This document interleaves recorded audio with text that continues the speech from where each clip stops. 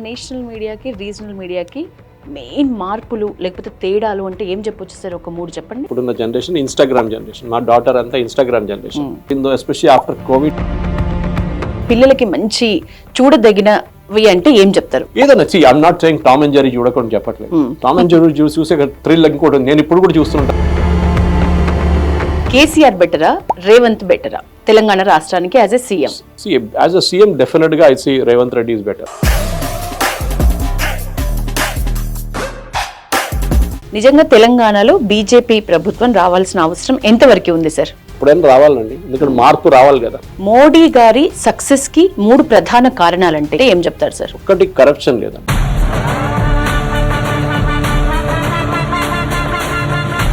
రాహుల్ గాంధీ చెప్తూనే ఉంటాడు టాయిలెట్లు కట్టమంటే చాలా మంది నవ్వారు. ఇదేంటి మోదీ గారు మీరు అది చేయకుండా టాయిలెట్లు కట్టమంటున్నారండి. టాయిలెట్ లేని వాళ్ళకి తెలుసు. వందే భారత్ కొత్త టెక్నాలజీ ఏం కాదు, కానీ అది ఇంప్లిమెంట్ చేయడానికి ఒక విజన్ కావాలి. ట్రాక్లు అప్గ్రేడ్ చేయాలన్నా చేద్దాం.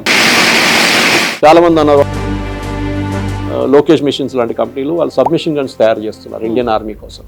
కళ్యాణి కంపెనీ ఇక్కడ ఉంది, వాళ్ళు తయారు చేస్తున్నారు, ఆయుధాలు తయారు చేస్తున్నారు. అది కాకుండా వెహికల్స్ తయారు చేస్తున్నారు. టాటా ఉన్నారు ఇక్కడ, వాళ్ళు తయారు చేస్తున్నారు. అది కాకుండా రఫేల్ అవుటర్ షెల్ ఇక్కడ తయారు చేస్తున్నారు. ఎన్నో కంపెనీలు ఉన్నాయి, డ్రోన్ కంపెనీస్ ఉన్నాయి హైదరాబాద్ లో. అయితే రాహుల్ గాంధీ అలాగే కమ్యూనిస్ట్ పార్టీలని రానైతే జనాలు నమ్మే పరిస్థితి అయితే ఏ ఎన్నికలు చూసినా మనకు కనిపించట్లేదు సార్. వాళ్ళకి సంబంధించి ఫెయిల్యూర్ అంటే ఏంటి? మీరు రాహుల్ గాంధీ ఫెయిలియర్ ఏంటంటే లీడర్షిప్ అన్నిటికంటే పెద్ద కేపబిలిటీ. అంటే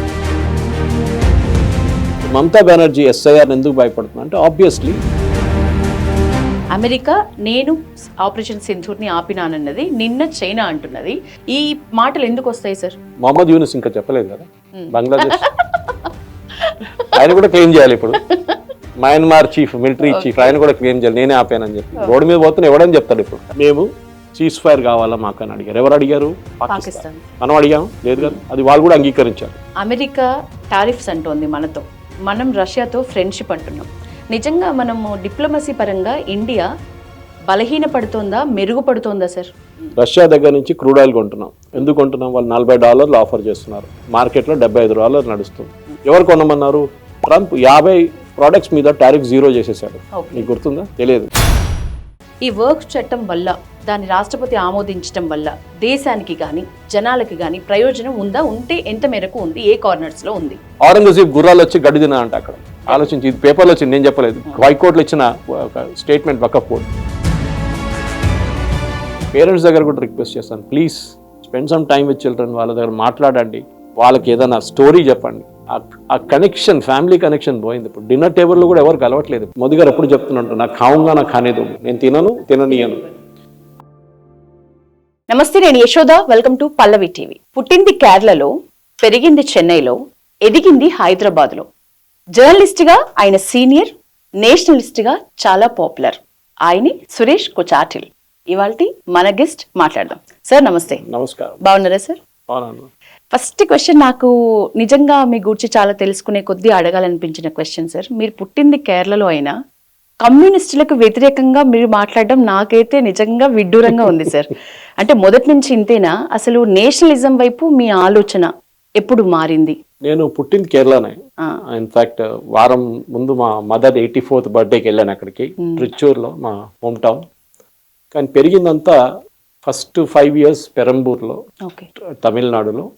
దాని తర్వాత 65లో హైదరాబాద్కి వచ్చాను, 1965. మా అమ్మగారు నాన్నగారితో. I think I was in KG క్లాస్లో. అప్పుడు హైదరాబాద్కి వచ్చాను అనమాట. అప్పటి నుంచి ఇక్కడే ఉన్నాను. నడిమిట్లో మళ్ళీ 3 సంవత్సరాలు చెన్నైకి వెళ్ళాను. IHM నా హోటల్ మేనేజ్మెంట్ కోర్స్ చేయడానికి వెళ్ళాను. దాని తర్వాత బెంగళూరులో పనిచేశాను. ఆల్మోస్ట్ టైమ్స్ ఆఫ్ ఇండియా అక్కడ జాయిన్ చేశాను. తాజ్ నుంచి టైమ్స్లో 18 సంవత్సరాలు పనిచేశాను, 18 years. సో మీరు అడిగిన ప్రశ్నకి, కమ్యూనిస్ట్ అంటే నాకు అసలు సంబంధం లేకుండా కేరళతో, ఇప్పుడు కూడా లేదనుకోండి. మలయాళం మాట్లాడతాను, Malayalam I can read, right, speak. కానీ కమ్యూనిస్టులతో నాకు కోపం చిన్నప్పటి నుంచే ఉండే. కానీ అది కేరళలో ఎవరైనా కేరళ నుంచి బయట ఉన్నదో ఆటోమేటిక్గా అది వస్తుంది. దానికి చాలా కారణాలు ఉన్నాయి. మా మదర్ ఎప్పుడు చెప్తారు, అమ్మగారు, నేను అక్కడ ల్యాండ్ తీసుకున్నాను కేరళలో, నువ్వు ఇక్కడ వచ్చి ఇల్లు కట్టకు, నువ్వు వస్తే కొట్లాడుకుంటా అందరితో ఇక్కడ అని చెప్పేసి. అమ్మగారు చాలా భయం అనమాట, ఎందుకంటే నా టెంపర్ అట్లా ఉంటుంది. మనం హైదరాబాద్లో ఒక డిసిప్లిన్కి యూజ్ అయిన తర్వాత అక్కడ వెళ్ళి నా డిసిప్లిన్ నడవు. కానీ నేషనలిస్ట్ ఎట్లా వచ్చిందని అడిగితే, చిన్నప్పటి నుంచే నాకు రైట్ వింగ్ అని లేదు కానీ పబ్లిక్ స్పీకింగ్ అబిలిటీ ఉండేది. ఓకే. నేను చాలా ఇంటర్వ్యూస్లో కూడా చెప్పాను. మా మోడల్ స్కూల్లో చదివాను ఉస్మానియా యూనివర్సిటీలో. నేను అక్కడ మా టీచర్ ఒక ఆమె ఉండే, ఫర్కుందా కరీముల్లా అని చెప్పి, she uses to teach English and history. నాకు ఇవాళ పబ్లిక్ స్పీకింగ్ అబిలిటీ ఉందంటే it's her credit. Of course she is not there now, she passed away. కానీ ఆమె చిన్నప్పటి నుంచి నన్ను క్లాస్ 3, క్లాస్ 4, క్లాస్ 5లోనే స్టేజ్ మీదకి డైరెక్ట్ పంపించేస్తుండే. అసలు నాకేం తెలియదు, కాగితం చేతిలో పట్టుకొని చదవాలంతే.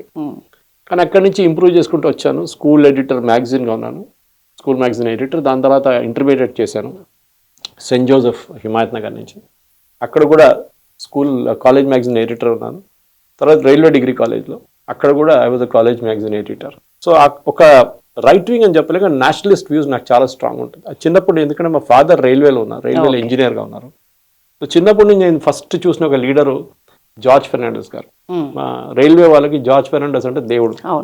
ఎందుకంటే 71 స్ట్రైక్, ఫేమస్ రైల్వే స్ట్రైక్ ఆయన చేపించారు. అది కాకుండా ఆయన మాట్లాడుతున్నప్పుడే మనకు ఒక ప్యాషన్ వచ్చేస్తుంది జార్జ్ ఫెర్నాండెస్ గారిది. చాలా సింపుల్ మ్యాన్, ఒక కుర్తా, ఒక నార్మల్ డ్రెస్లో నడుచుకుంటే, ఒక హెయిర్ లేదు, ఒక పొలిటీషియన్ అని చెప్పి ఆయనకు అసలు ఇది లేదనమాట.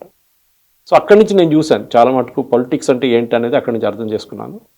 దాని తర్వాత కాలేజ్లో ఉన్నప్పటి నుంచే ఏబీవీపీతో కొంచెం కనెక్షన్ ఉంటే, రామచంద్రరావు గారు ఇప్పుడున్న తెలంగాణ బీజేపీ ప్రెసిడెంట్ నా క్లాస్మేట్. యాక్చువల్లీ మేమిద్దరు, అంటే నాకన్నా 1 year జూనియర్ యాక్చువల్లీ కాలేజ్లో, రైల్వే డిగ్రీ కాలేజ్లో.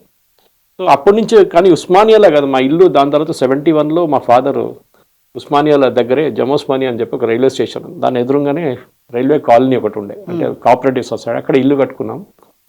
అప్పుడు ఉస్మానియాలోనే నేను పెరిగిందంతా ఉస్మానియాలోనే కంప్లీట్గా. డైలీ కాలేజ్ నుంచి నడుచుకుంటూ స్కూల్కి వెళ్తుండే, సైకిల్ మీద వెళ్తుండే, ఇక ట్రైన్లో సీతాఫల్ మండీలో దిగి నడుచుకుంటూ వెళ్తుండే.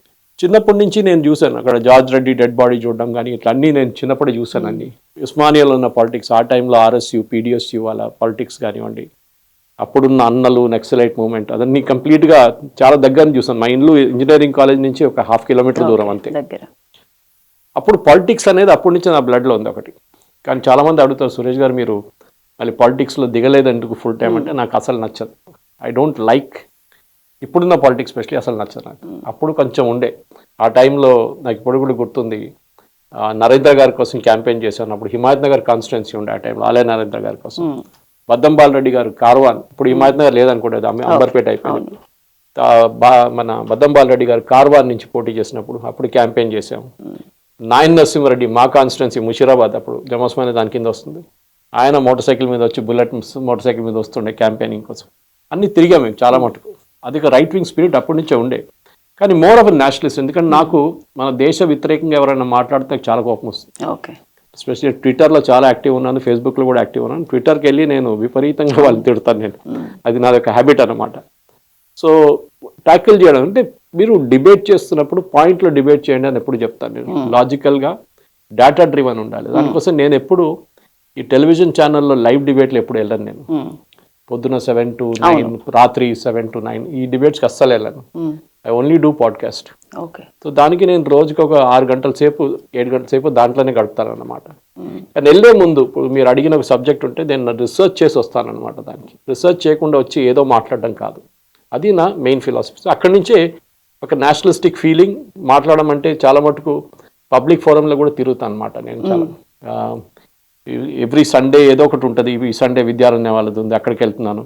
సాటర్డే రేపు IIGH వాళ్ళది ఒక కాన్ఫరెన్స్ ఉంది ఆఫ్టర్నూన్, అక్కడ మాట్లాడుతున్నాను. సో రెగ్యులర్గా నాది ఒక టూరింగ్ ప్లాన్ ఉంటుంది ఎప్పుడైనా. కానీ మిగతా మండే టు ఫ్రైడే యూజువలీ నేను స్టూడియోలో గడుపుతాను చాలా మటుకు.